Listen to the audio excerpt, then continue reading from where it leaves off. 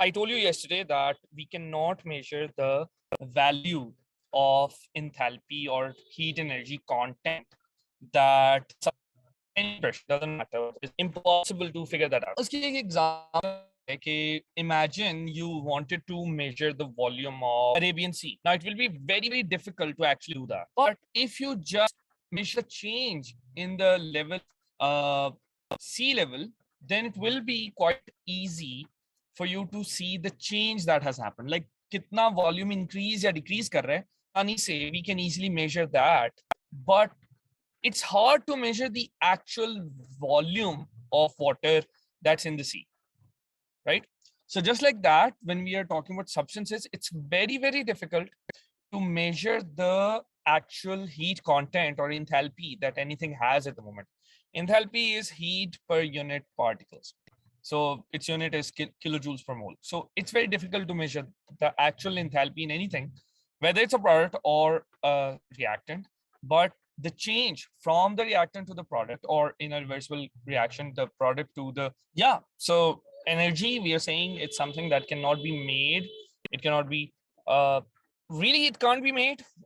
For example, if you produce electricity in a generator, so aren't we really violating that law then? So aren't we like in generators, there's like turbines that are moving, right? So that's Sure. mechanical energy being converted to electrical energy. Yeah, and yeah, you're right. So basically, even though it may seem that we are generating electricity, producing electricity, but actually we are not. We are converting, as Selena has said, we are converting the rotary motion, the kinetic energy of that turbine or whatever is moving in there. In generators, we call them dynamos. So those dynamos, they move, they have kinetic energy. That kinetic energy is converted to heat energy, sound energy. These generators are very noisy. And then electricity as well. Of course, where does that rotary motion come from? It comes from the energy given by the combustion of fuel.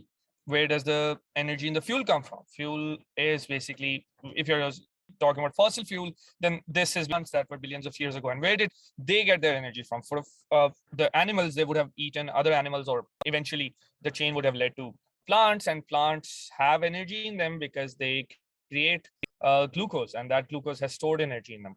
Where does glucose get its energy from? It gets the energy from sunlight, which is which has energy in the form of electromagnetic waves. It has the energy in the form of light. It has the energy in the form of infrared radiation. And where does that radiation get its energy from? It gets it from the nuclear reactions that are happening in the sun. And where do those nuclear reactions get their energy from?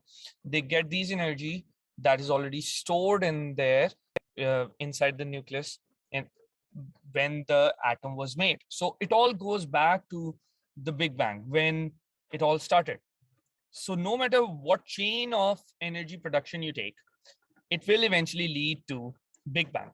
And unfortunately, we don't really understand at the moment what really triggered that, or wahan pe kya hua tha. We don't really know it. We do know a time really, really close to it, maybe a billionth of a second after the Big Bang, what happened then. But that billionth of a second is a big question mark in evolutionary physics, or uh, in beginning of universe, and people who study the beginning of universe. It's a big question mark for them, that billionth of a second. So that's how far we are from uncovering the start of the universe. And then obviously we will understand, was law of conservation of energy violated then or not? But right now in the universe that we're looking at, law of conservation of energy is law. It's gospel. It hasn't been violated in recorded history. So Hess law takes its idea from that. It's like, okay, so that means any chemical reaction cannot change the amount of heat energy that is there in the system. Remember, I told you about a concept of system. Does anybody recall what that was? Vamik, do you remember what a system is in a chemical reaction? I mean, It consists only of the reactants, but not the surrounding or things like that. exactly. So it is the reactants or the things that are actually taking part in the reaction at the moment. So even if you have a solution, the solvent is not part of the system. It is the reactant particles that are. So Meher, do you think in a reversible reaction, it could be more than the reactants, like the system? What do you mean, sir? So if you have a reversible reaction, let's take the example of ammonia. So you have nitrogen and hydrogen reacting to make ammonia, but ammonia is also breaking down and becoming nitrogen, hydrogen. So what does my system consist of? Sir, I think, it depends which way you're going, doesn't it? If it's the Yeah. forward reaction, then it's ammonia. Sorry, it's hydrogen and nitrogen. If it's the backward, then it's ammonia. But the system actually incorporates both those directions. Okay. So then all of it is part of the system, right? Would you agree? Yeah. Yeah. So that's, yeah, thank you.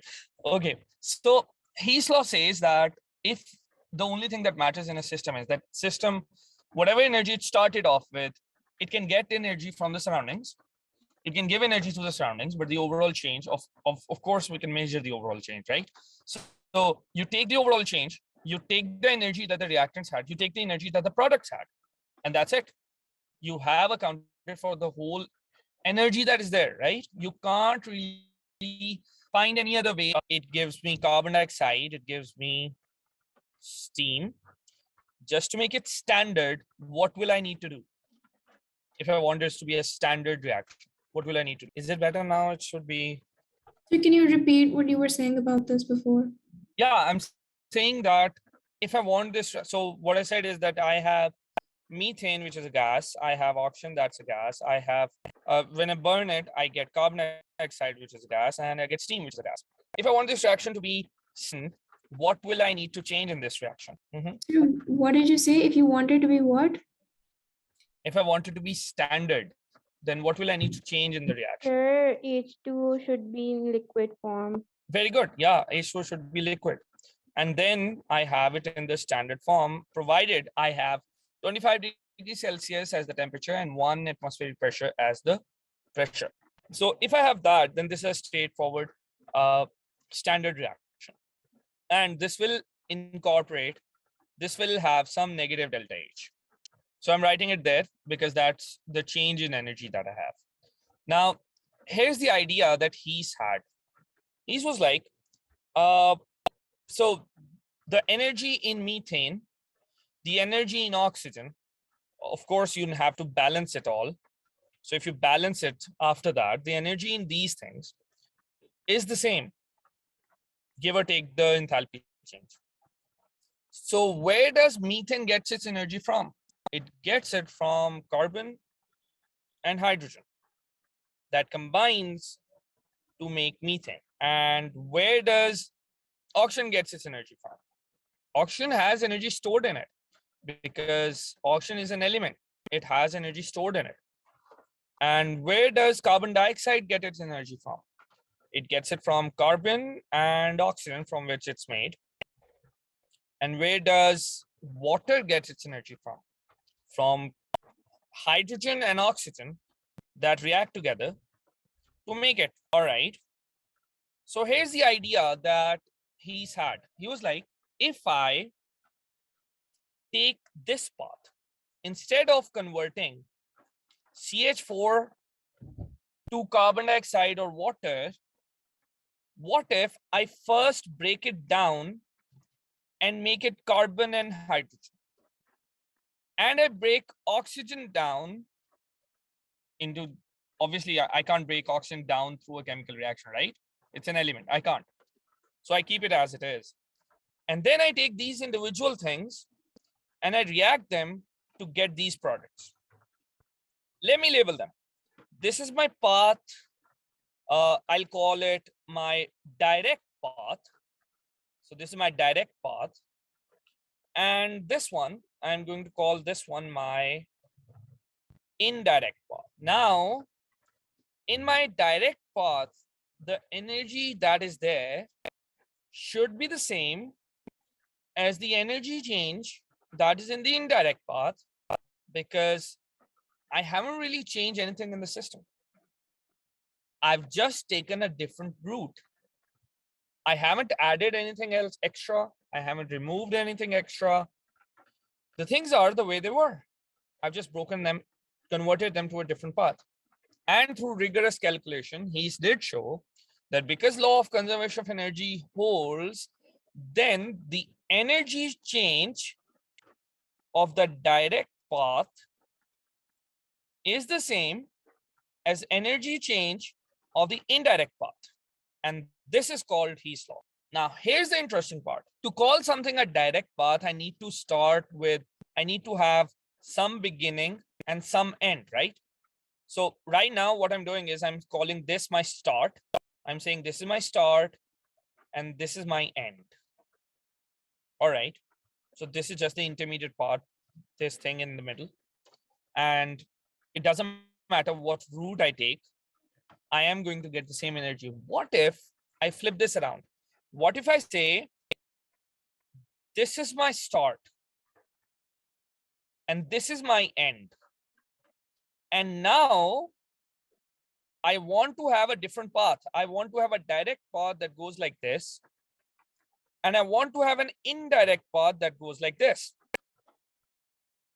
He says it doesn't matter. All you have done is you have flipped the direction. That's it. You're still the same thing. Okay, not so fast. What if I change this thing?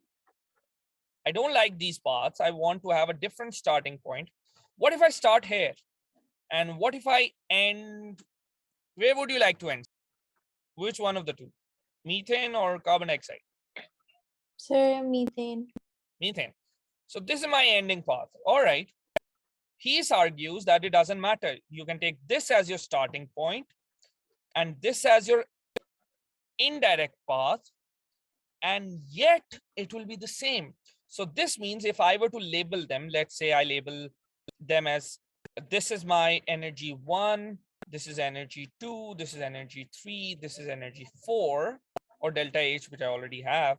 Then according to Hess law, energy 1, which is the direct path, is the same as the indirect path. And what is indirect path? It is E2, which is basically the energy of making carbon dioxide, plus E3, which is the energy of making 2 moles of water, not steam.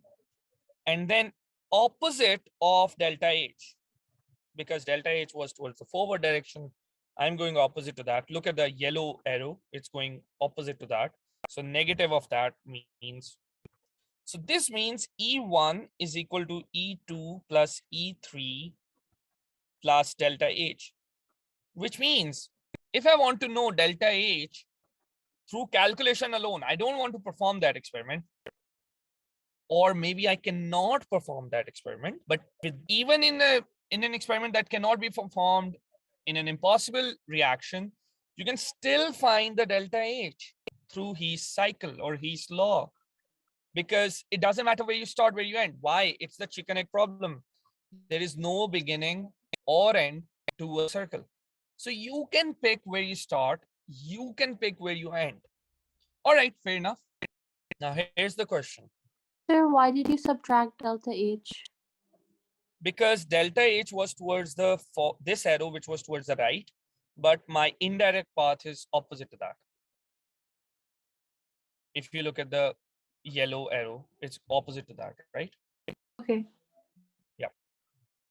So, all right, we can find delta H, but if I want to find delta H, doesn't that depend on me knowing E1, then subtracting E2, then subtracting E3, right? It does depend on that. So I will need to find E1 and E2 and E3, right? And we talked about it yesterday.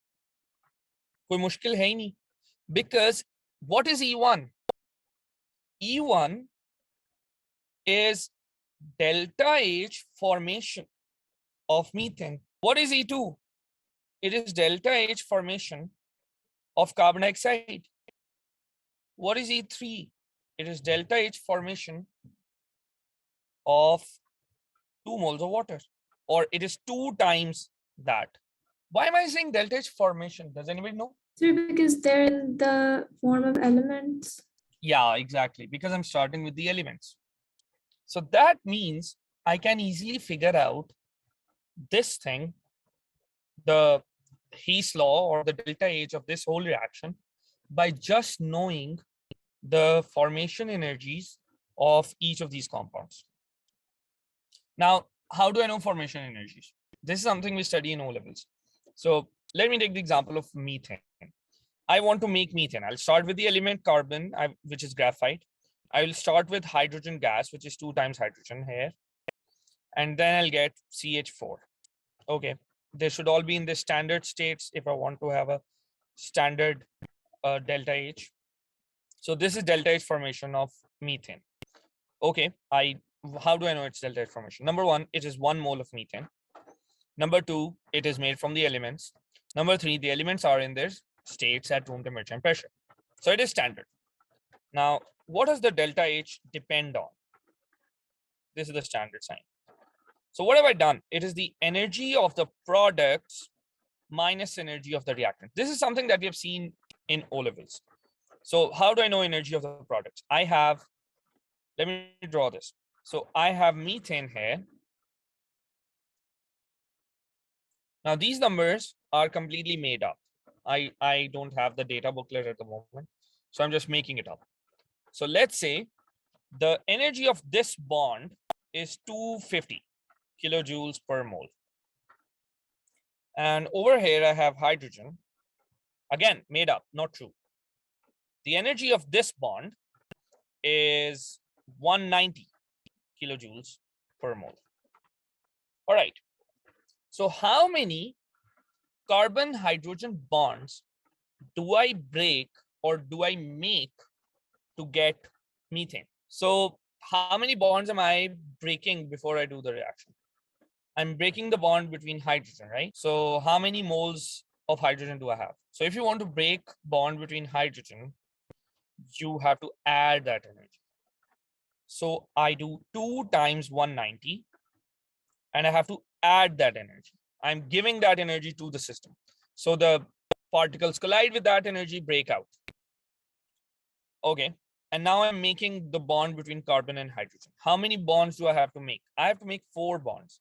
1, 2, 3, 4. 4 carbon hydrogen bonds. So I have to make 4 bonds. So the energy of these 4 bonds must be given out of the system. It should be taken out of the system because bond breaking is endothermic, bond making is exothermic, right? So the energy will come out, which I'll show by negative. So I'll have negative 4 times 250. All right, so 190 times 2 is 380 and 4 times that is 1000. So So that's a I pretty don't neat number. understand this bond making and breaking, Okay. like the values. Oh, I just gave them the values. मैंने अपनी तरफ से values लगाई. But sir, how did you put them in? I don't understand. And I don't understand the minus EP plus ER. Oh, this is O levels. देखो दोबारा सुन लो. How does a reaction occur? You start with the reactant. So I have carbon, I have hydrogen molecules, 2 of them. Let's say 2 moles of them. So 1 represents 1 mole. And I have carbon. This is graphite. So graphite की वो lattice होगी. ऐसे करके. ठीक है. Now what I'm doing is I am breaking this lattice. I am breaking this bond. I will have to break them, right? Before the particles can collide and react with each other. So I have to break the bonds in the reactants. So that is energy of the reactants. And I have to break it, which means I have to supply that energy. Okay. And then I have the product, and the product is CH4. Every carbon atom must make bonds with 4 hydrogen atoms. And that means I have 4 carbon hydrogen bonds. This I can show as EP, which is energy of the products. If I don't want to do that, one other way of looking at this is, इसको मैं अभी के लिए erase कर देता हूँ.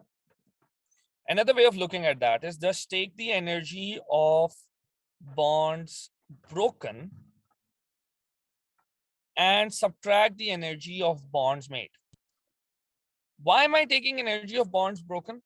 Because I have to break them and I have to supply that energy. So that's positive. I'm giving that energy to the system. And why do I have to subtract the energy of bonds made? Because when bonds are made, it's an exothermic process. The energy is released, which is shown by a negative sign. All right. So this is again delta H of this simple reaction.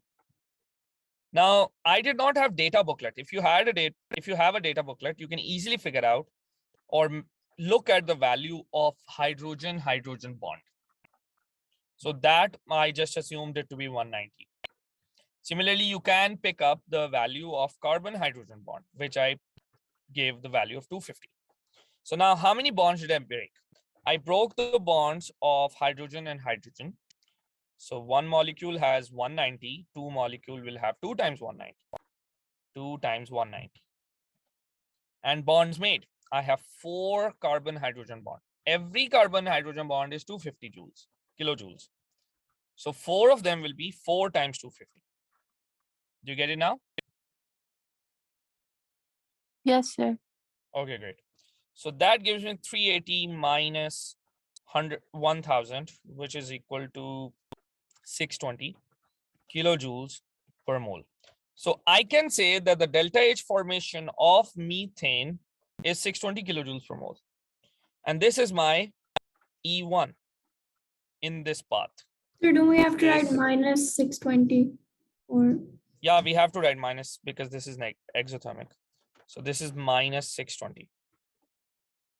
Now here's the thing. In the exam, you don't have to calculate all these values because वो बहुत मुश्किल हो जाता है. So most of the time they give you these formation values. They might give you the, let's suppose the delta H formation of carbon dioxide is 500 and delta H formation of water is 900. And delta H formation of methane, we already calculated it to be, 620, and these are all exothermic. Okay, fair enough. So हमारे पास ये values हैं. Now let me put that in the Hess cycle that I had. My Hess cycle was that the direct path is from carbon, hydrogen, oxygen to methane and oxygen. The arrow towards the left side. And my indirect path is the curly arrow from the start to the end. And based on Hess law, I can say that the energy change of the direct path is the same as the energy change of the indirect path. And now I already have the values. I know that E1 is minus 620, E2 is minus 500, E3 is minus 900, but because I'm making 2 moles of water, it will be 2 times that. And that will give me the delta H. And delta H of this reaction, I can easily figure out from this.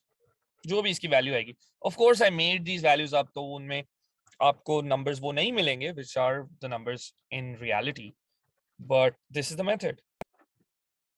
Do you get it? Let's take another example. उससे चीजें clear हो जाएंगी. Let's say I want to have, okay. So let's suppose I want to burn ethanol. Okay. So it's a pretty simple example. I just want to make ethanol. Let's suppose I want to make ethanol and the values or the reaction is that ethanol is made by fermentation of glucose.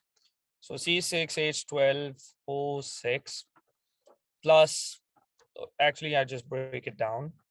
And when it breaks down, gives me 2 of ethanol and carbon dioxide. Is it balanced? 2 times this. Okay, now it's balanced. Yep. Okay, I want to know how much energy is released when glucose is fermented in the presence of yeast. I want to figure out the delta H of this reaction. Okay. Now, what can I do? I can find another path that relates to glucose, that relates to ethanol, that relates to carbon dioxide. Now, we talked about 2 enthalpy changes. One was combustion. So I can find the combustion path. I can be like, okay, let's burn carbon. Let's burn glucose. Okay, so if I burn glucose, I get carbon dioxide, I get steam. But at room temperature, it will be water.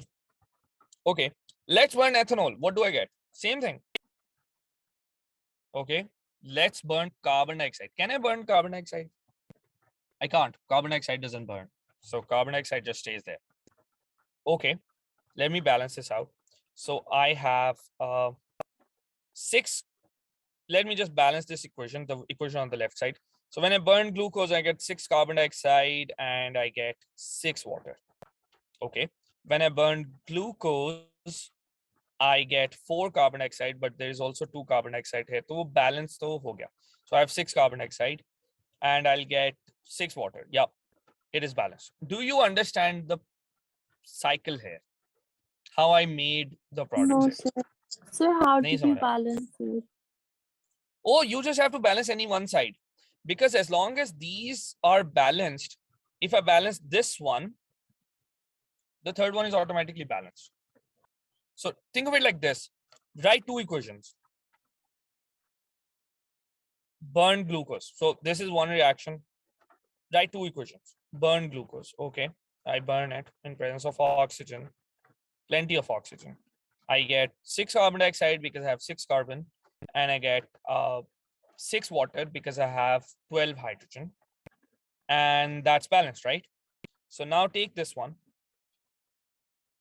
and draw a cycle. The glucose to आपके पास है ना already. So just take this path and there you go. Get it? Sir, but ethanol का क्या link है 6 glucose or 6 water से? Ethanol, when it burns, it produces 4 carbon dioxide. And there's also 2 carbon dioxide on this side automatically. So total कितना हो गया? 6. And ethanol, when it burns, it will also produce 6 water. You can write the third equation if you want. You can take this thing and be like, okay, I'm burning this in presence of extra oxygen, excess oxygen. You get 4 carbon dioxide plus 6 water, you will get that. And then you already have 2 carbon dioxide to wo wahin pe padi rahengi. So basically what I'm doing is I'm doing a combustion analysis. I'm doing a combustion of the left side of the cycle of the ethanol wali reaction and right side of the ethanol wali reaction. I'm just burning it. Let's say I want to make a cycle of the same reaction, C6H12O6. I write this. And instead of burning it, I'm like, I want to write formation of these things. Okay, no problem. What elements do I need to form glucose? Itna aasan hai, bata do. Carbon, hydrogen, and oxygen. Carbon. Yes, carbon, hydrogen, oxygen. How much carbon? 6. How much hydrogen? 6. How much oxygen? 3. Okay. Yeah. So this forms this. And I need the same thing to make this and this. So you basically, like carbon dioxide will take 2 carbon and 2 oxygen. And the remaining part, the 4 carbon, the remaining hydrogen and oxygen, wo ethanol mein chale jayega. So the ingredients still remain the same. So this one, the one at the bottom, is my formation cycle, and the one at the top is the combustion cycle. And we have studied just 2 different enthalpy changes so far. The enthalpy change of combustion and enthalpy change of formation. So I can draw a cycle from both of them. Okay. And once I have the cycle, then it's pretty simple. I can label them. I can be like, okay, this is delta H combustion of ethanol. And this is glucose, sorry. And this is delta H combustion of 2 times ethanol. Okay. And this gives me my cycle. I pick my starting point. What do you want to be the starting point in the top wala cycle? Glucose. Glucose. Okay, this is my starting point. And what should be my ending point? Anybody? Water. No. Water. Where's water? Oh, yeah, niche wala. Okay, let's take this as my ending point, which means my direct path is this one, and my indirect path is this one. Now let me, according to Hess law, the energy of the direct path is the same as energy of the indirect path. So let me take that. The energy of the direct path is the enthalpy change of combustion. So according to Hess law, the direct path has the enthalpy change of combustion of glucose, and this should equal the indirect path. And what is my indirect path? On the indirect path, the first thing I encounter is the delta H of the reaction. And the second one is 2 times the delta H combustion of glucose. Oh, sorry, ethanol. Why didn't I include carbon dioxide? Because it doesn't burn. And that's it. I put the value of combustion of ethanol, which is most likely going to be given to you in the exam. I put the value for combustion of glucose, which will also be given in the exam. And I can easily find the enthalpy change of the reaction. Let's do the same question, but through formation cycle. So this is my formation cycle. I pick my starting point. Let's say I'm going to pick this as my starting point. This. And I'm going to pick this as my ending point. Okay. Now let me label them. This is delta H of the reaction. This is delta H formation of glucose. This is delta H formation of ethanol. And this is delta H formation of carbon dioxide. So let me draw the arrows. So start to end, direct path is this, and indirect path is this. Okay. According to Hess law, the energy change in the direct path is the same as the energy change in the indirect path. So delta H of the reaction, right? So delta H formation of carbon dioxide. Do I multiply it by 2? Yeah, because I'm making 2 carbon dioxide. Okay. Do I put a negative sign there? What do you guys think? Yes. Yeah, Yes. because So my wouldn't you put a path negative is sign next to delta H reaction as well? yeah. The negative. So now it's going to be multiplied by -2. So it will obviously be multiplied by that. Similarly, I'm going to multiply the delta H formation of Sir, can you please ethanol. explain why it's negative? Okay, so the blue arrow, if you look at the carbon dioxide ke paas jo blue arrow hai, that is the formation of carbon dioxide. But my path, the orange arrow, that's my path. It is opposite to the reaction.